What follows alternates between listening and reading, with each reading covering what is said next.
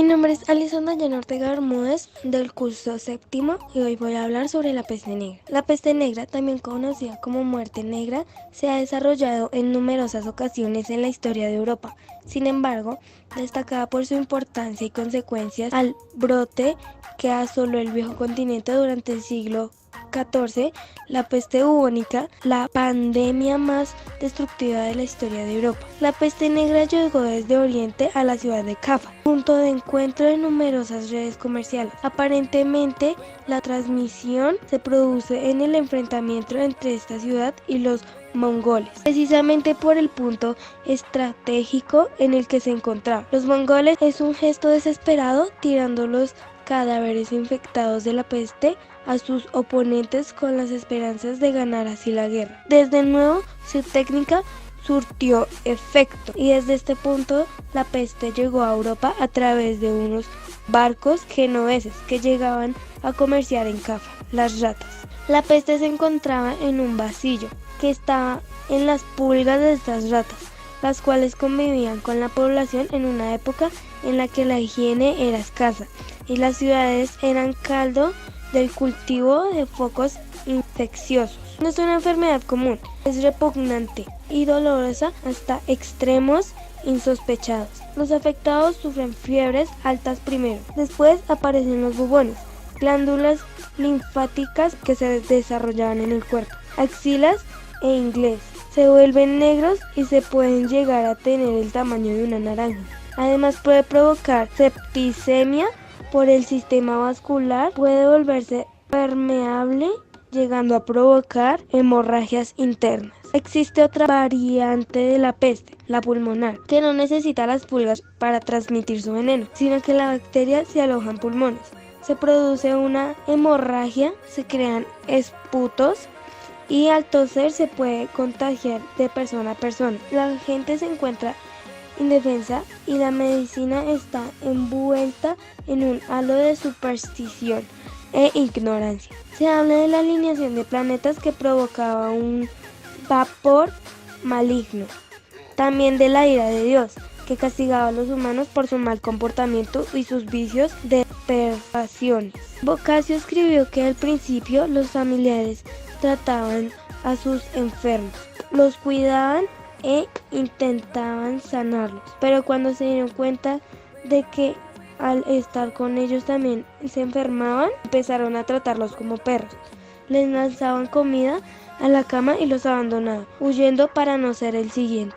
Empiezan a surgir procesiones de penitentes que recorrían las ciudades flagelándose con látigos terminados en pautas de hierro.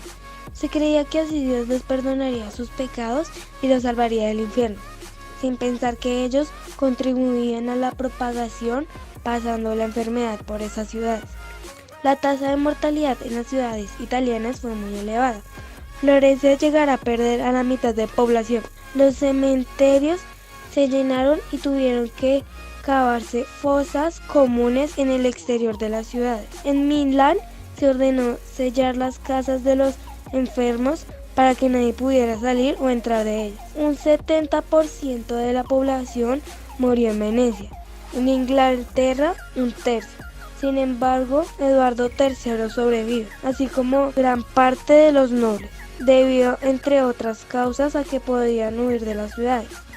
En la península ibérica, en Barcelona, murió el 70% de la población. El Papa apoyará el rezo diario y la penitencia para expulsar aquel castigo, pero no aprobará estas procesiones de flagelantes, considerados movimientos fuera de la iglesia, que es la única que puede ofrecer la salvación. Pero la peste también llevará a la sede de Aviñón, donde hubo tantos muertos que el Papa Clemente tuvo que consagrar el río Ródano para que pudieran enterrar ahí, porque no había espacio. El mismo médico del Papa contraerá la peste. Es un caso curioso, ya que se tratará del mismo, explotándose los bubones y utilizan remedios de las hierbas, y finalmente sobreviviría, y hará que el Papa no contraiga la enfermedad, recomendándole aislamiento, comer fruta y estar siempre entre chimeneas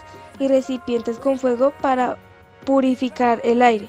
Pronto se buscó un chivo expiatorio, los judíos, a los que acusarían de envenenar los pozos de agua para acabar con los cristianos. Muchos eran torturados hasta que confesaban falsamente y eran condenados a la hoguera, creyendo que así se acabaría la epidemia y no dándose cuenta de que los judíos también se vieron afectados por ella.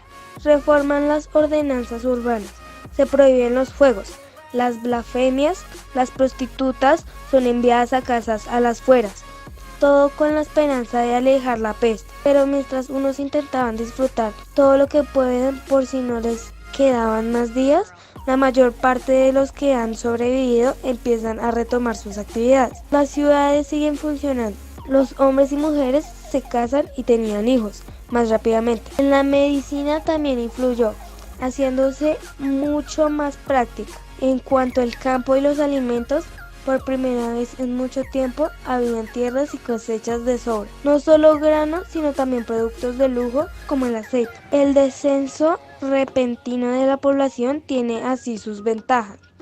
Los salarios crecían, la gente adquiría las tierras y los que habían muerto, convirtiéndose en propietarios mucho antes, eran pobres. No tuvieron tanta suerte los poderosos, que ahora habían perdido a sus trabajadores y también su poder e influencia, viendo obligados a muchas ocasiones a trabajar ellos mismos la tierra para poder comer. En 1350 la peste empezará a descaer. Después de varios años de caos y millones de muertos, parece que vuelve a florecer la vida urbana, en un proceso de industrialización que comienza en esta época. Con la llegada de estas ciudades de campesinos que quieren mejorar sus condiciones de vida, habrá nuevos rebrotes en adelante, cada cierto tiempo, pero ninguno será tan devastador como el primero, ni tendrá tantas consecuencias. En la actualidad todavía se estudian las causas que produjo esta epidemia. En el año 2003, por ejemplo, en Montpellier se encontró un depósito de unos 600 muertos, a los que se le extrajeron los dientes y las muestras contenían las secuencias de ADN y Yersinia pestis. Esto significa que el día de hoy las consecuencias de la peste negra siguen teniendo importancia en la sociedad, ya será para conocer más cerca del bacilo o de la transmisión, o simplemente por mera curiosidad.